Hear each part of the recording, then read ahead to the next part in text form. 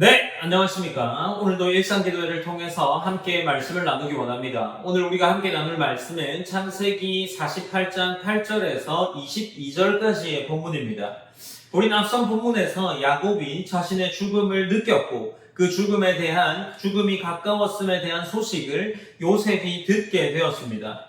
그리고 요셉이 자신의 두 아들 에브라임과 므낫세를 자신의 아들처럼 받아들이는 야곱의 모습들이 기록된 말씀을 함께 나누었죠.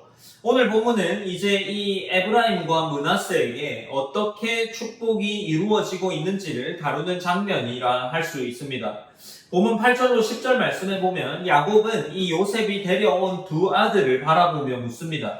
이들은 누구냐라고 묻고 요셉은 하나님이 여기서 내게 주신 아들들이라고 대답을 하죠.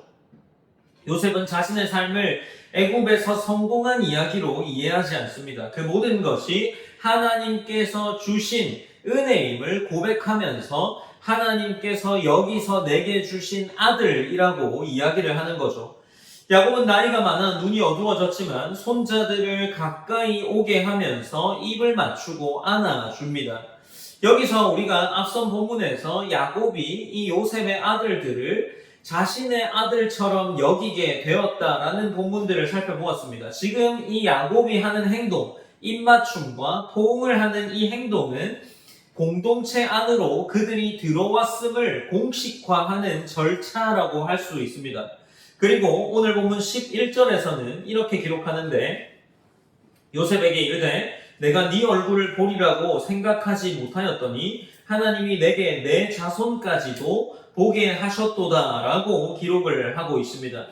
야곱의 인생 속에서 잃어버렸다라고 생각했던 시간들이 많이 있었습니다. 그러나 하나님은 야곱이 기대하지 못했던 자리까지 회복시켜주는 그러한 말을 오늘 야곱이 하고 있는 거죠.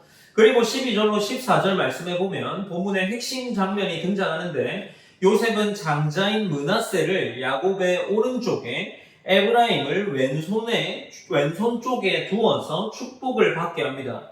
그러나 이 요셉의 예상과는 다르게 야곱이 지금 손을 엇바꾸어서 오른손을 에브라임에게 얹는 장면이 기록되어 있죠. 요셉이 이것을 보고 바로잡으려고 합니다. 그러나 야곱은 자신이 의도적으로 그렇게 하고 있었다라고 이야기하면서 오늘 본문이 기록되어 내려져 가고 있습니다.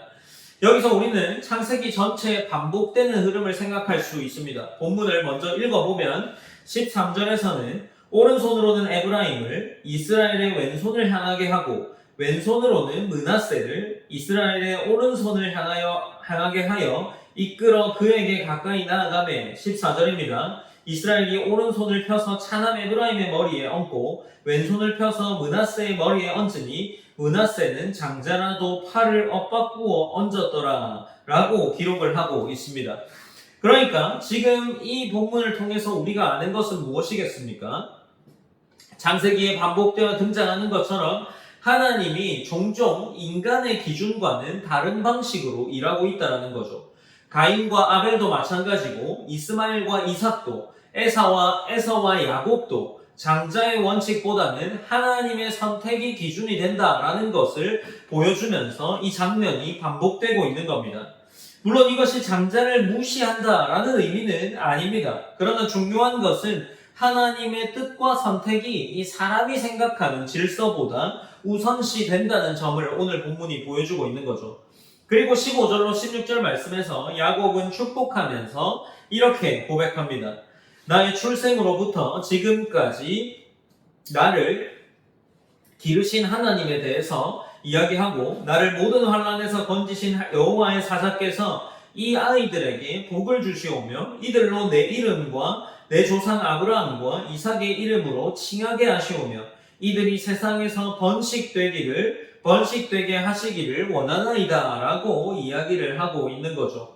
야곱은 자신의 인생을 돌아보면서 지금 이들에게 복의 선언을 해주고 있는 겁니다. 야곱의 삶은 평탄하지 않았습니다. 속임과 도망, 두려움과 갈등, 자녀들로 인한 아픔과 상실이 있었죠. 그러나 그의 인생 마지막 고백은 자신의 지혜나 능력이 아니라 하나님이 자신을 돌보셨다라는 고백입니다. 17절로 20절 말씀에서는 요셉이 한 행동이 등장하는데 요셉이 아버지의 손을 바꾸려고 하지만 야곱이 이를 거절하면서 에브라임이 더 큰 자가 될 것이라고 이야기를 하죠. 이건 역시 사람이 예상하는 것보다 하나님의 뜻이 앞서 있다라는 것을 보여주고 있죠. 그리고 결국 야곱은 그들을 축복하면서 이스라엘 가운데 축복의 표현으로 사용될 것을 선언합니다. 그리고 21절로 22절로 오늘 본문이 마무리되면서 야곱이 자신은 죽게 되지만 하나님이 다시 너희를 조상의 땅으로 인도하실 것이라 말하고 있습니다. 여기서 중요한 것은 야곱은 여전히 하나님의 약속을 붙들고 있다라는 거죠. 그는 애굽에서 죽게 되지만 하나님의 언약은 여기서 끝나지 않는다는 것을 믿고 있었습니다. 창세기 48장 8절로 22절 말씀은 무엇을 보여줍니까? 사람의 생각과 하나님의 계획이 다를 수 있음을 보여줍니다. 사람은 순서와 조건을 기준으로 생각하지만 하나님은 당신의 계획이 있으므로 그 계획 가운데 사람을 세우신다라는 겁니다. 그리고 하나님은 우리의 인생 전체를 붙들고 인도하신다는 것을 야곱의 고백을 통해서도 알게 하시죠. 이 본문은 믿음의 사람의 인생 끝에서 무엇을 붙들게 하는지도 보여줍니다. 야곱은 자신의 업적을 말하기보다 그는 끝까지 자신을 돌보신 하나님을 기억하는 모습을 보입니다. 믿음의 성숙은 결국 하나님이 내 삶에 어떤 분이셨는지를 고백하는 자리로 나아가게 하고 있는 겁니다. 우리가 오늘 본문을 생각하면서도 마찬가지 기도하며 나아갔으면 좋겠습니다. 우리가 계속해서 기도해오고 있는 것처럼 첫 번째는 우리의 기준과 계산보다 하나님의 뜻과 인도하심을 신뢰하면서 살아갈 수 있기를 기도했으면 좋겠습니다. 그리고 두 번째로는 하나님께서 야곱의 모든 순간 그리고 요셉의 모든 순간을 붙드신 것처럼 우리의 삶의 모든 순간 속에서도 우리를 붙드시는 하나님을 신뢰하고 또한 그 하나님을 기억하며 감사로 오늘의 우리의 삶을 살아갈 수 있기를 기도했으면 좋겠습니다. 제가 기도함으로 오늘 일상기도회도 마무리하도록 하겠습니다. 사랑하는 하나님 감사합니다. 하나님 우리가 오늘도 일상기도회를 통해서 하나님의 말씀을 듣습니다. 하나님 우리에게 주어진 이 야곱의 마지막 삶의 부분에서의 말씀은 우리를 다시금 우리의 신앙을 돌아보게 합니다. 하나님께서 우리의 삶을 어떻게 이끌고 계신지 또 야곱과 같이 하나님의 신실하심을 과연 우리가 붙들고 있는지 우리가 하나님을 의지하고 있는지 등을 우리에게 생각하고 묵상하게 합니다. 우리가 하나님을 생각하고 또 하나님을 묵상할 때 우리의 삶을 전적으로 붙들고 계심을 고백할 수 있는 그러한 신자가 그러한 성도 하나님의 자녀가 될 수 있도록 하나님이 인도해 주시고 우리의 믿음의 성숙을 더하여 주시옵소서. 우리가 오늘 하루를 살아갈 때 우리의 삶이 그저 나의 계획 속에 있는 하루가 아닌 하나님의 계획 속에 있는 하루임을 기억하게 하시고 또한 우리의 삶 속에서 보내어지는 이 모든 시간을 하나님께서 이끄시고 붙잡고 계신다는 사실이 우리의 삶의 피부로 와닿을 정도로 체험할 수 있는 그러한 시간들이 주어질 수 있도록 인도하여 주시옵소서. 그리하여서 우리가 삶을 살아나갈 때마다 우리의 생각과 우리의 주관이 강해지기보다 하나님이 원하시는 뜻과 하나님의 생각이 더욱 우리의 삶에 분명하게 드러날 수 있는 그러한 하나님 자녀가 될 수 있도록 하나님 인도하여 주시옵소서. 하나님께서 우리가 감사의 고백을 할 수 있는 하루로 살게 하시고 또한 그 감사를 받으시고 우리가 그 감사를 받으심으로 말미암아 다시금 또 더 큰 감사로 오늘 하루를 보낼 수 있도록 하나님이 인도하여 주시옵소서.